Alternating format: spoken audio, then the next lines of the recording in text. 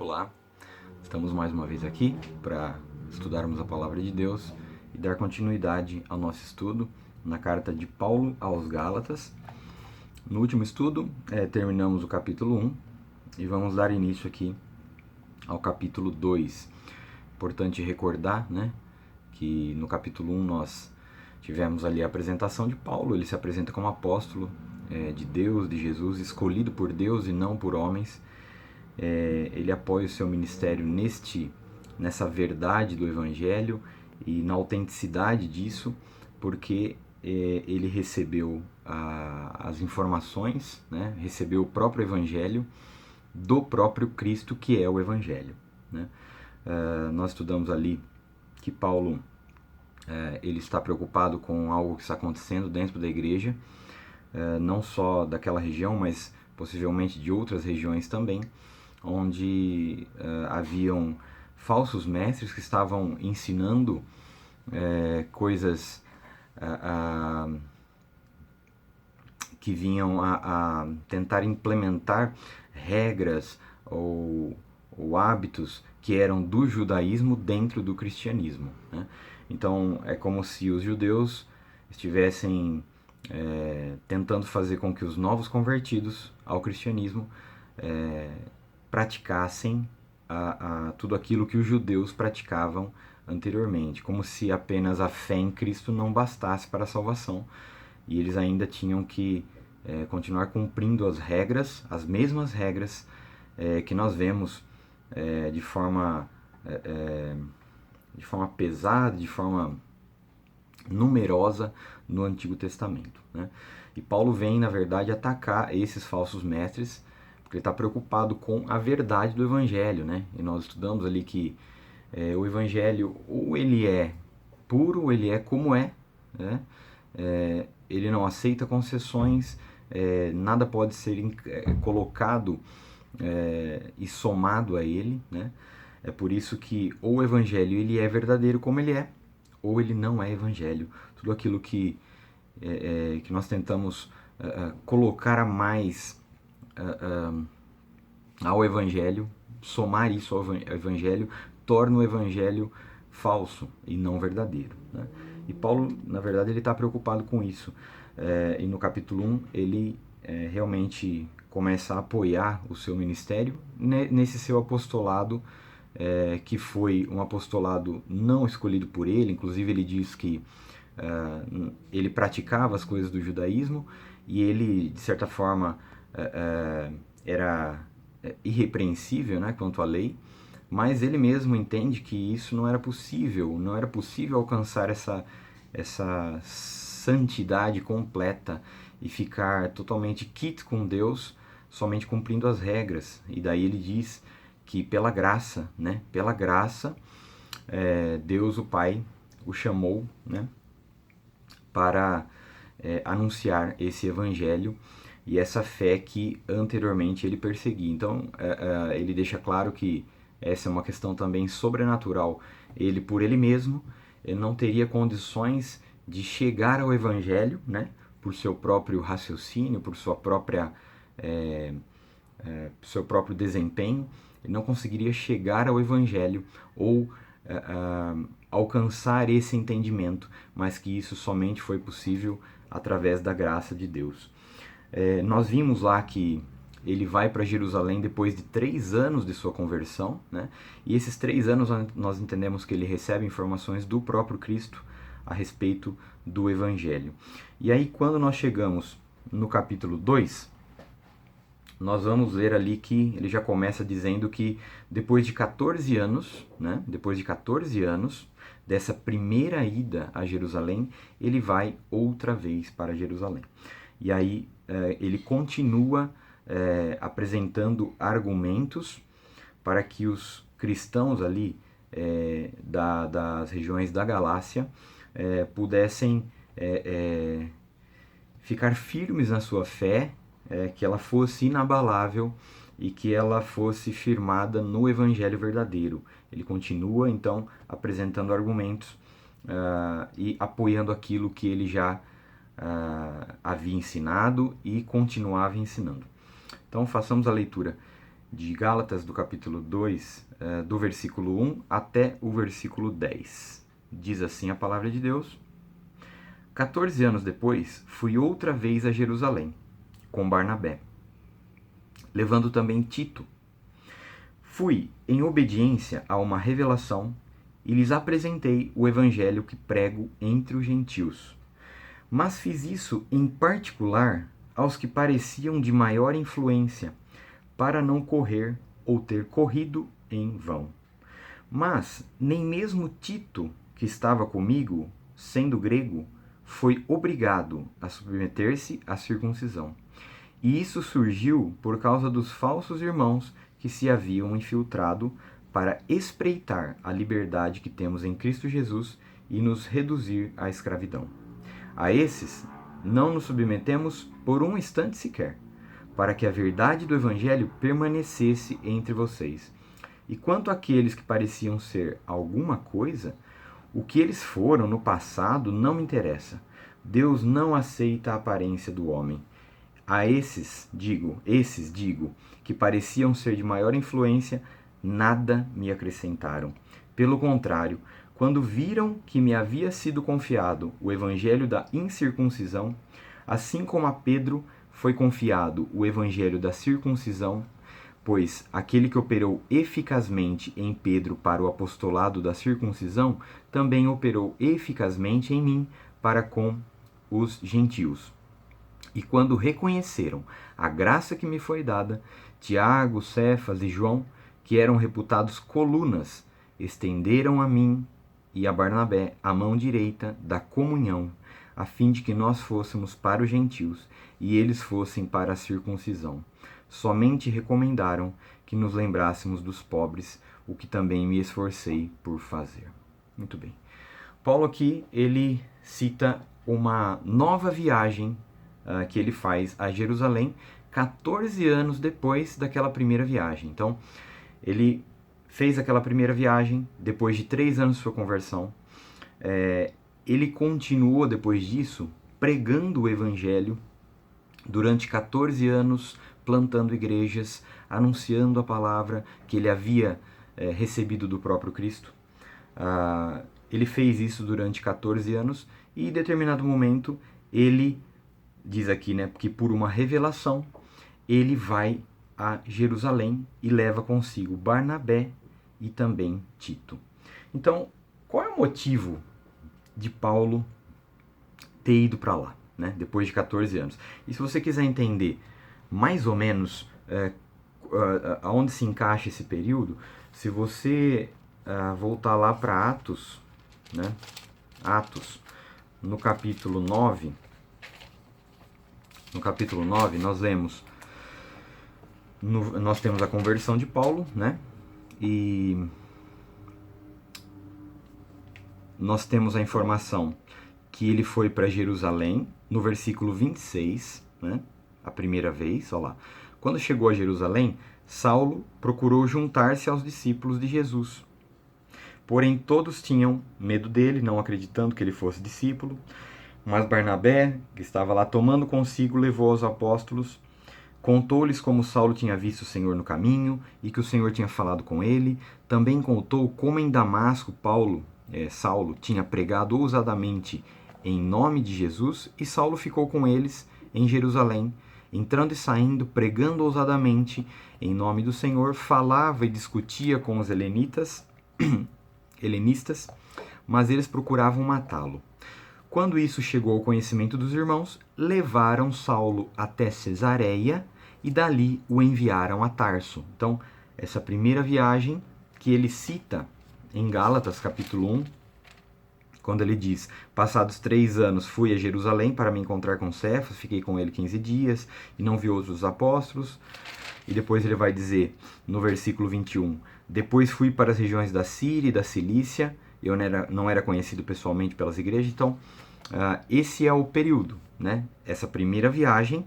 E aí Paulo, ele sai de Jerusalém. Os irmãos acabam levando ele para lá, né? O levam até Cesareia e dali o enviaram a Tarso. E depois ele acaba ficando esses 14 anos pregando nessas regiões, e depois de 14 anos ele vai para lá. Essa segunda viagem de Paulo a Jerusalém, se os irmãos quiserem entender aqui o tempo que é colocado, inclusive em Atos, né? Nós vemos que no capítulo 9, então, foi aquela primeira viagem, né? Acabamos de ler. Depois, no capítulo 12, nós lemos no versículo 25, 12, 25, o seguinte: Barnabé e Saulo, cumprida a sua missão, voltaram de Jerusalém, trazendo consigo João, também chamado Marcos. Ou seja, mais uma vez, Barnabé e Saulo estavam em Jerusalém, né? Uma segunda vez, né? E depois nós vemos que no capítulo 15,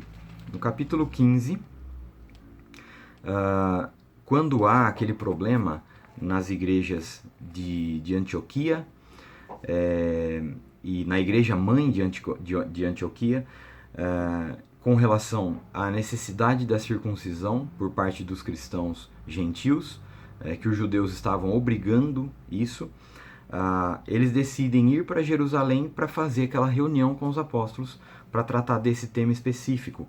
E isso está colocado em Atos capítulo 15, que possivelmente foi a sua terceira viagem a Jerusalém. Essa viagem que é colocada aqui em Gálatas, voltando lá para o capítulo 2, muito provavelmente foi a sua, então, segunda viagem, e não a terceira viagem, quando há aquele concílio, né, para decidir se deveriam ser circuncidados os cristãos judeus, os cristãos gentios, deveriam ser circuncidados ou não. E foi decidido lá no capítulo 15, os irmãos podem ler, que foi decidido que não era necessário, porque não era necessário colocar nenhum peso sobre os irmãos, nesse sentido de cumprimento de regras, né? Inclusive o ponto principal, que era o da circuncisão, isso foi esclarecido, e inclusive os apóstolos emitiram um documento, uma carta, que foi depois, na sua segunda viagem missionária, né, Paulo, ele levou esse documento e apresentou às igrejas para que aquilo que ele ensinava, que ele sempre ensinou, tivesse também o apoio daqueles apóstolos que eram antes dele e que estavam em Jerusalém. Então, nós vemos aqui que, então, depois de 14 anos, ele foi outra vez para Jerusalém. E o motivo, né, principal, eu entendo que Paulo estava com uma preocupação sobre não o seu próprio ministério, se ele estava ou não ensinando o que era verdadeiro, mas se os apóstolos que eram antes dele, que estavam em Jerusalém, que eram reputados como colunas, né, que, como nós lemos aqui no meio do texto, e ele foi justamente para esses diretamente, que eram os de maior influência, para ver o que eles tinham a dizer a respeito disso tudo. Porque o medo de Paulo, na verdade, era que esses apóstolos, que eram judeus, estivessem em não conformidade com o evangelho verdadeiro, que era o que ele pregava. Então, se ele recebeu o evangelho do próprio Cristo, é aquilo que ele anunciava, e aqui em Gálatas, né, como ele tem defendido a verdade do evangelho e atacado esses falsos mestres, ele foi para Jerusalém para que houvesse uma certa um certo confrontamento desses evangelhos, o que ele pregava e o que os apóstolos que eram antes dele pregavam, para ver se tinha alguma diferença, né? Na cabeça de Paulo, eu entendo que ele não tinha problema com o que ele pregava, ele entendia que era verdadeiro, mas ele estava preocupado em si. Aqueles falsos mestres agora estavam apoiados naquilo que os apóstolos estavam dizendo, e se possivelmente os próprios apóstolos pudessem estar agindo em não conformidade com o evangelho verdadeiro, porque era muito fácil, né? Os apóstolos que eram antes eram todos judeus, né? Eles, de certa forma, permaneceram ali em Jerusalém e não tinham aquela vivência de de participar das conversões dos gentios que aconteceu fora de Jerusalém, para que eles tivessem essa experiência em saber como tratar o gentil que se convertia, né? Então poderia ser muito fácil para os apóstolos, que eram judeus, manter alguns rituais, algumas regras que eram do judaísmo. Era muito possível que eles pudessem manter isso. E Paulo, como defendia o evangelho puro, através da graça, salvação através da graça, simplesmente ele queria confrontar aquilo que ele ensinava com o que os apóstolos ensinavam lá em Jerusalém. E é interessante que quando ele vai para lá, ele leva Tito. E tem um detalhe importante em ele levar Tito. Porque Tito, ele era um grego, ele era gentil, havia se convertido, e ele leva Tito para ver qual seria a reação dos apóstolos que estavam lá em Jerusalém com relação a Tito, se eles o receberiam, porque Tito não tinha sido circuncidado. Então ele leva com esse propósito de ver, olha, vamos ver, eu quero ver como eles vão nos receber e como eles vão receber a Tito. Eu quero ver se eles vão impor a Tito a circuncisão ou praticar algum ritual, ou se eles vão simplesmente enxergar a conversão de Tito e estender a mão em comunhão a ele, né? Então é interessante que ele leva Tito justamente com esse propósito, né?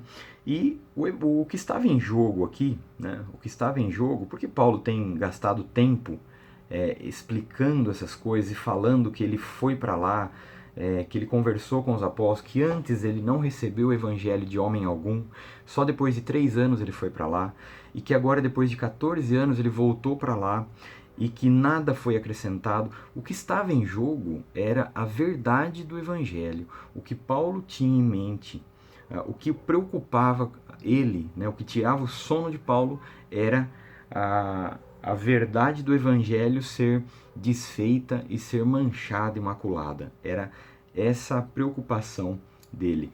E a base de tudo seria o seguinte: o evangelho, ele é para todos, para todo tipo de gente, ele é para todos, ou não, ou ele é só para o judeu, ou ainda mais, todo cristão que se torna cristão, ele deve se tornar um judeu ou não. Isso poderia dividir a igreja, né? Porque você poderia ter alguns que apoiavam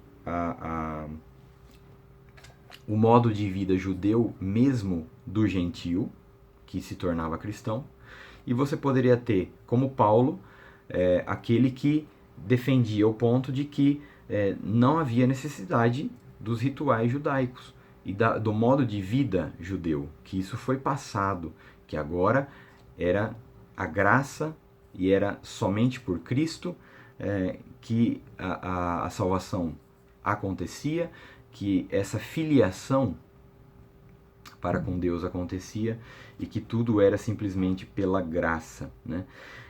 Isso poderia dividir a igreja. Paulo ele está preocupado com a verdade do evangelho e está preocupado com a unidade da igreja. Tanto é que ele diz, né, no versículo 2 mesmo, né? Então ele foi em obediência a uma revelação. E lhes apresentei o evangelho que prego entre os gentios, mas fiz isso em particular aos que pareciam de maior influência, para não correr ou ter corrido em vão. Ou seja, eu fui para lá e eu fui me encontrar com aqueles que eram de maior influência, aqueles que eram os maiorais, que eram os colunas da igreja, aqueles que tinham autoridade máxima. Eu fui para conversar com esses, para ver se possivelmente eu teria corrido em vão todos esses 14 anos, e se tudo que eu preguei foi por água abaixo, porque corri em vão todos esses anos, né? Então ele vai justamente para conversar com esses de maior influência, inclusive para não perder tempo, né? Ele queria entender, ele queria compreender qual era a unidade que ainda tinha ali na igreja, né? Qual era o ponto principal? Se era a fé em Cristo e a salvação pela graça, ou se algo a mais deveria ser feito, né? Ele estava preocupado com esta unidade, né? E aí ele diz no 3, mas, olha lá, nem mesmo Tito, que estava comigo, sendo grego, foi obrigado a submeter-se à circuncisão. E aí ele diz, e isso surgiu por causa dos falsos irmãos que se haviam infiltrado para espreitar a liberdade que temos em Cristo Jesus e nos reduzir à escravidão. Então ele está dizendo aos Gálatas, olha, Gálatas, vocês estão recebendo informações aí de falsos mestres dizendo que vocês têm que fazer algo a mais. Inclusive a circuncisão é uma delas, uma das coisas que vocês têm que fazer. E eu digo a vocês o seguinte, quando fui para Jerusalém, me encontrei com os de maior influência, com os apóstolos que eram antes de mim. Levei Tito, que era grego, que era gentil, não circuncidado, e nem ele foi obrigado a circuncidar-se. Ou seja, o que esses falsos mestres estão ensinando é uma verdadeira mentira, né? É uma verdadeira mentira. Eles não estão baseados nos ensinos dos apóstolos, que muito provavelmente era onde eles estavam se baseando, né? Vocês lembram? A gente já viu isso, né? Qual poderia ser o argumento dos falsos mestres que estavam tentando perverter o evangelho e colocar mais peso para a vida dos irmãos? O argumento era, nós recebemos informação dos apóstolos e Paulo também.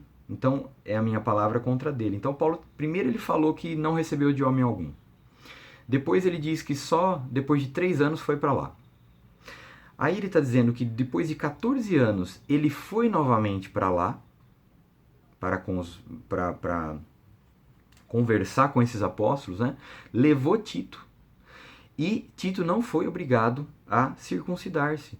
Ou seja, ele está dizendo aos Gálatas, esses ensinos que estão sendo colocados no meio de vocês é falso e deve ser condenado. E ele usa aquela palavra feia, né? No capítulo 1, ele diz que isso seja anátema, que sejam amaldiçoados, aqueles que ensinam tais coisas. E aí ele diz, isso aconteceu justamente, né? Essa possibilidade dele levar Tito e Tito ser obrigado a circuncidar-se, constrangido a isso, isso surgiu por causa dos falsos irmãos que haviam se infiltrado para espreitar a liberdade que temos em Cristo Jesus e nos reduzir à escravidão. Aqui ele está dizendo que o evangelho verdadeiro, ele liberta e não o contrário. Ele está dizendo que o evangelho verdadeiro, ele liberta. E aqueles falsos mestres que estavam ensinando o fazer obras, o cumprir regras, o guardar dias, o circuncidar-se, o reconhecer que tem alimentos que são que são impuros, e todas essas coisas. Isso causa o quê? Escravidão. E o evangelho ele vem para nos libertar. É isso que ele diz no versículo 4. Esses irmãos haviam se infiltrado para espreitar a liberdade que temos em Cristo Jesus e nos reduzir à escravidão. Meus irmãos, quando Cristo te salva, ele te liberta desse manual de regras para alcançar a salvação. Não há mais necessidade disso para ser salvo. Você não tem que praticar obras para ser salvo. Nada pode ser acrescentado à obra de Cristo, que foi substitutiva. Ela foi completa. Não resta mais nada para você fazer para que você chegue à salvação. Isso foi feito totalmente e perfeitamente por Cristo. Ele te liberta, né? E na verdade, quando alguém chega para nós e diz, olha, mas você tem que, só a fé em Cristo não basta. Isso também tem que acontecer, você tem que praticar isso, para, de certa forma, comprovar ou manter você nessa posição. Então você auxilia Cristo nesse processo. Isso ele chama de escravidão. Isso está lá no versículo 4. E aí no versículo 5. A esses homens que ensinavam essas falsas doutrinas, a esses não nos submetemos por um instante sequer, para que a verdade do Evangelho permanecesse entre vocês. É importante entender que Paulo, não só ele, né, mas os apóstolos, eles deveriam ter uma inteligência espiritual, passar um pente fino em tudo aquilo que era ensinado, para não correr o risco de se submeter a esses falsos ensinos, né? Porque o Evangelho, como eu disse várias vezes, ou ele é como ele é, ou se você pega ele e manipula um pouquinho, ele já não se torna mais Evangelho e ele vira, na verdade, um nada, né? Você perde totalmente o Evangelho. Se colocar uma mentirinha dentro de toda a verdade do Evangelho, nós perdemos esse Evangelho, perdemos a verdade do Evangelho. E é isso que Paulo fala no versículo 5. A esses falsos ensinadores não nos submetemos por um instante sequer, para que a verdade do Evangelho permanecesse entre vocês. Aí olha o que ele vai falar no versículo 6. E quanto àqueles que pareciam ser alguma coisa, aqui ele está falando daqueles de influência, os apóstolos. Tá? E quanto àqueles que pareciam ser alguma coisa, o que eles foram no passado não me interessa. Deus não aceita a aparência do homem. Esses, digo, que pareciam ser de maior influência, nada me acrescentaram. Então é o seguinte, ele está dizendo aos Gálatas, esses que eu fui lá conversar, para saber o que eles estavam ensinando, e fui apresentar o evangelho que eu pregava entre os gentios, não somente eu levei Tito, e Tito não foi obrigado a circuncidar-se, mas também esses que no passado foram alguma coisa, e eu entendo o seguinte aqui, eles viram Cristo vivo antes da sua ressurreição.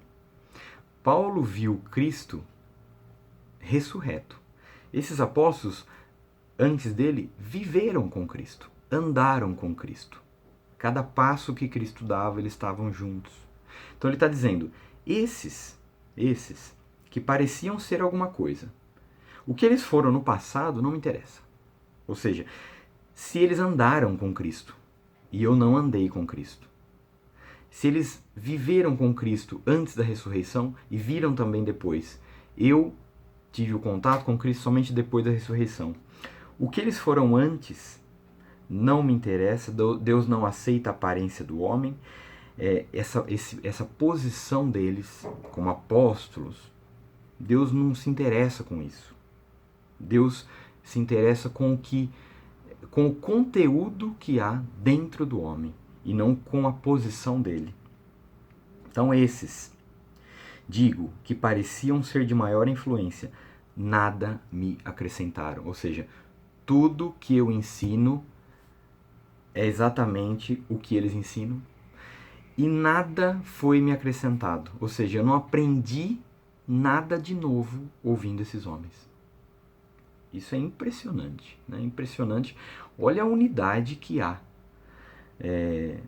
dentro dessa mensagem verdadeira do Evangelho, pregada por Paulo, pregada pelos apóstolos. Olha a unidade que há nisso, em que Paulo ele não é convertido por uma pregação humana, ele não aprende de homem algum, aprende do próprio Cristo.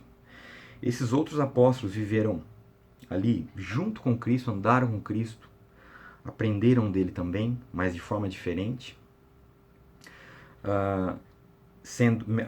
Mesmo que ambos, né, Paulo e os apóstolos, aprenderam do próprio Cristo, mas de forma diferente.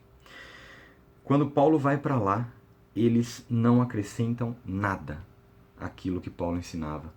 Não havia nada a mais para ser pregado, a não ser aquilo que Paulo já pregava. Versículo 7. Pelo contrário, olha só. Quando viram que me havia sido confiado o evangelho da incircuncisão, assim como a Pedro foi confiado o evangelho da circuncisão, ele está dizendo, na verdade eles não me acrescentaram nada, pelo contrário, eles perceberam a graça que me foi dada e eles entenderam, por causa dessa unidade espiritual, que me havia sido confiado o evangelho da incircuncisão, que seria o evangelho mais adaptado aos gentios, assim como a Pedro foi confiado o evangelho da circuncisão. Pois aquele que operou eficazmente em Pedro para o apostolado da circuncisão, também operou eficazmente em mim para com os gentios. E quando reconheceram a graça que me foi dada, Tiago, Cefas e João, que eram reputados colunas, estenderam a mim e a Barnabé a mão direita da comunhão, a fim de que nós fôssemos para os gentios e eles fossem para a circuncisão. Nós entendemos que, nesse ponto, ao invés de haver divisão, foi uma comunhão. Paulo foi com medo, com um certo receio de que a igreja pudesse se dividir. E quando ele chega lá, apresenta o evangelho pregado por ele. Esses apóstolos que estavam lá nada acrescentam ao ensino de Paulo. Pelo contrário, eles entendem que a Paulo foi dado o evangelho da incircuncisão aos gentios, e assim como a Pedro foi confiado o evangelho da circuncisão. É como se eles tivessem uma capacidade ou uma facilidade maior de lidar com um tipo de povo e o outro com outro tipo de povo, né?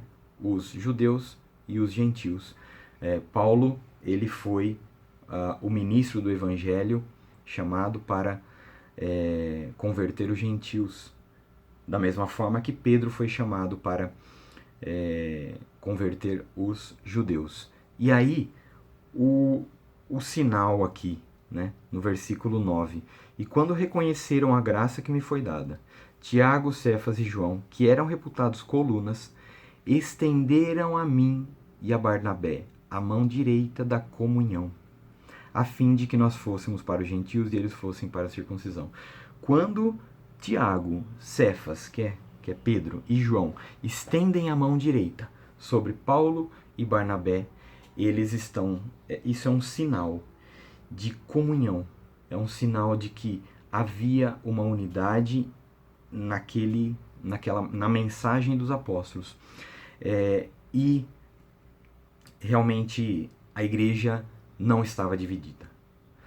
Aqueles falsos mestres que estavam colocando ensinamentos judaizantes no meio dos convertidos, novos convertidos, gentios, eles realmente deveriam ser considerados amaldiçoados. Esse que seria um outro evangelho deveria ser condenado, porque havia essa unidade dentro da igreja, e isso nós podemos ver nessa reunião em Jerusalém entre esses apóstolos. Eu quero só destacar algumas marcas da unidade, né? A principal marca da unidade cristã, da unidade espiritual, da unidade da família de Deus. A primeira é que nós devemos aceitar todos os que estão em Cristo, independentemente dos ancestrais, dos antecedentes culturais e étnicos, né? Independente da cultura, se é judeu, se não é, se é latino-americano, se é africano, não importa, não importa. Nós devemos aceitar dentro dessa unidade cristã todo tipo de pessoa que está em Cristo. Essa é uma marca da unidade. Nós vemos igrejas, muitas vezes, aplicando algumas questões culturais dentro da Bíblia, né? Impõem coisas que, de certa forma, ou estão na Bíblia, né? Ou às vezes não estão, mas tentam forçar, dizendo o seguinte: olha, mas você não basta só ter a fé em Cristo. A roupa que você usa tem que ser assim, assim, assim, né? Ou não basta só isso, mas você tem alguns alimentos que você não pode tocar. Ou você não basta só você ter a fé em Cristo, mas olha, aqui a questão até do uso do vinho, né, que nós já estudamos em Romanos, você tem que, você não pode tocar nisso. Nós entendemos que isso tudo, de certa forma, escraviza o homem, né? E Cristo, ele veio justamente para libertar o homem dessa escravidão, né? De ter que cumprir regras para alcançar o favor de Deus, como se fosse uma barganha, ou até como se fosse possível, né?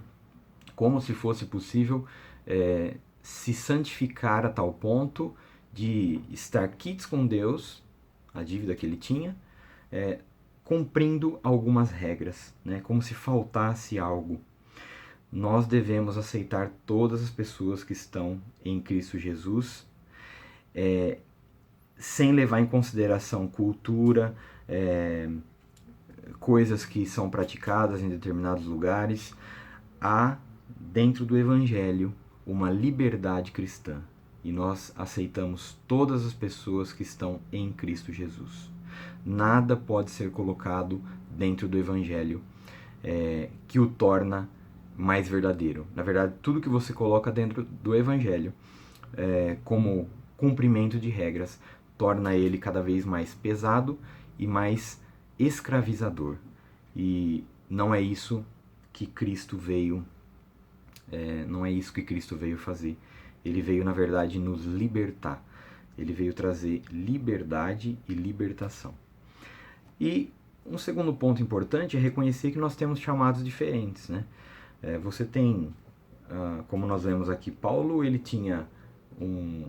foi chamado para pregar aos gentios. E Pedro foi chamado para pregar aos judeus. Era o mesmo evangelho, não era outro evangelho, né? Quando nós vemos aqui, a mim havia sido confiado o evangelho da incircuncisão e a Pedro o evangelho da circuncisão, não são dois evangelhos. É um evangelho só, mas um evangelho um pouco mais adaptado a um grupo de pessoas e o mesmo evangelho adaptado a outro grupo de pessoas, né? Mas o evangelho é o mesmo. É importante também a gente reconhecer que nessa adaptação do evangelho a grupos de pessoas nós corremos riscos. Ou o risco de adaptar demais e perder a mensagem principal, ou o risco de você não adaptar nada e pregar para todo tipo de pessoa do mesmo jeito, né? Isso também é ruim, né? Nós temos que saber com quem nós estamos falando e falar da forma mais adaptada possível para aquele grupo, sem perder a essência do evangelho. Então, os erros é adaptar demais, em que você perde a essência do evangelho, a verdade dele, ou não adaptar nada e pregar tudo do mesmo jeito, né? Isso há uma falta de inteligência espiritual, nós entendemos.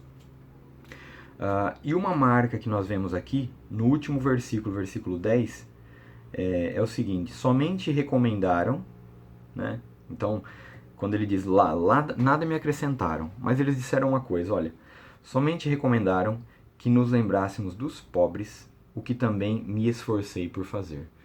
Dentro dessa unidade, há um princípio que é fortíssimo dentro da unidade cristã, da igreja de Deus, que é lembrar dos pobres. Aqui tanto tem um motivo particular como um motivo genérico. O motivo particular é que as igrejas gentílicas, elas eram mais ricas do que as igrejas dos judeus, né? Que era um povo sofrido e escravizado, era um povo pobre, né? E essas igrejas eram pobres, em comparação com as igrejas formadas pelos gentios. Então, eles falaram para Paulo, olha, você que prega aos gentios, essas igrejas gentílicas, que vocês não se esqueçam dos pobres. Então, não se esqueçam das igrejas dos judeus, que são igrejas mais pobres, mas que façam com que essas igrejas mais ricas compartilhem dessas bênçãos com as igrejas mais pobres. E também a questão genérica, né? Que é lembrar dos pobres de forma geral, né? Cristo sempre ensinou isso. Cristo andou no meio dos pobres. O ministério dele foi no meio de pobres. Cristo deu importância a isso. Não só ele, mas nós vemos os apóstolos ensinando isso, né? O lembrar dos pobres é um princípio, uma marca dessa unidade cristã. E só para finalizar e deixar essa questão encerrada, né, da unidade, quais são os limites da unidade, né? Porque até que ponto nós devemos nos esforçar pela unidade e até que ponto nós erramos em fazer com que essa unidade aconteça a qualquer custo, né? Então, os erros cometidos, né? Focar nas diferenças, aquilo que nos divide, Olha, eu creio em determinado ponto que é um pouco diferente do que você crê, mas isso está à margem da mensagem principal, que é a salvação única e exclusivamente por Cristo, em Cristo, a obra substitutiva, a justificação pela fé, o justo viverá pela fé, a salvação é pela graça, independentemente das obras. Nós não necessitamos de obras para a salvação e nem para a manutenção da salvação. Nós precisamos reconhecer isso, que isso é o ponto principal da mensagem. Agora, tudo aquilo que está à margem, né, aquelas questões que nos dividem opiniões, se nós focarmos nisso, nós estaremos desfazendo a unidade, porque Cristo nos uniu, Ele é a mensagem principal, e isso deve nos unir. Se você foca simplesmente nas diferenças, você corre o risco de desunir, né, essa igreja que tem como marca a unidade espiritual. E o outro erro é você focar na unidade em detrimento da verdade do Evangelho. Ou seja, eu quero a qualquer custo fazer o povo se unir, mesmo que eu tenha que deixar de lado algumas mensagens centrais aí. Isso é um erro, né? E justamente é o que Paulo estava condenando. Paulo não queria falar, olha, esses irmãos estão ensinando coisas erradas, vocês têm que fazer tais coisas aí, mas vamos nos abraçar, vai. Se vocês quiserem fazer, façam, se não quiserem, não façam. Isso não importa. Na verdade, importa. A mensagem principal do Evangelho estava sendo deturpada, estava sendo pervertida. Paulo está preocupado com isso. Ele não quer essas pessoas dentro dessa unidade. Ele quer que essas pessoas sejam considerados malditos, porque eles estão pervertendo a mensagem central do Evangelho, que é a salvação pela graça, simplesmente, independentemente das obras da lei. Nós não podemos promover a unidade a qualquer custo quando nós fazemos isso, deixando a verdade do Evangelho de lado. Estaremos errando quando praticarmos isso, tá? Muito bem, encerramos ali então esse estudo até o versículo 10 e no próximo vamos continuar o capítulo 2 para encerrá-lo. Quantas coisas bonitas, né? E quantas verdades temos aprendido. Eu sei que tem coisas que são repetitivas, tá? Pode parecer repetitivo para você a gente falar e bater tanto nessa tecla da salvação pela graça, pela fé, independentemente das obras, mas o conteúdo da mensagem de Paulo era justamente esse.